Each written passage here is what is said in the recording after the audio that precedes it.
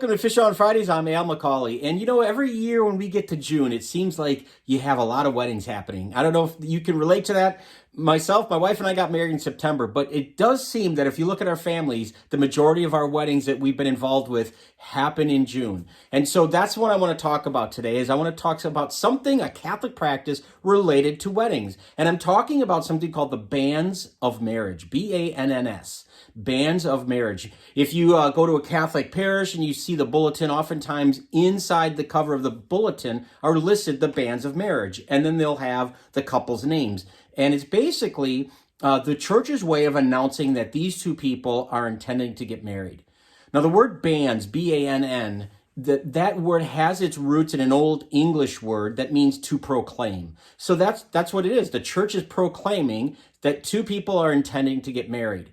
And this practice started in the early part of the 13th century. And it became so popular that the Catholic Church codified it in the Council of Trent, at the Council of Trent, which happened in the 16th century. 1545 it started to 1563. And it codified this idea, this practice, that the banns of marriage will always be proclaimed. And so what would happen is a parish priest for 3 weeks prior to the wedding would proclaim or announce from the pulpit to the congregation that these two people, and he would say their names, are intending to get married within 3 weeks' time, and in 2 weeks' time, and in 1 week's time.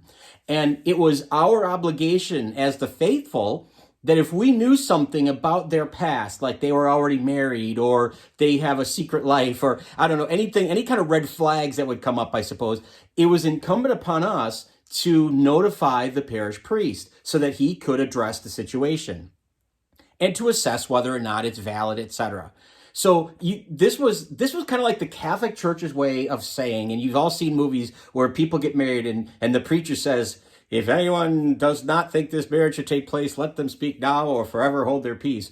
That's a very Protestant way of doing the banns of marriage. But the way the proclamation happened, that was kind of like the Catholic Church's way of doing it for centuries, as if to say, we want to nip this in the bud. If there's a problem with either of these two folks, we should know it before we get to the actual wedding ceremony, because that, solve a lot of problem, a lot of headaches, etc. So the banns of marriage was something that happened as practice all the way down to our own time.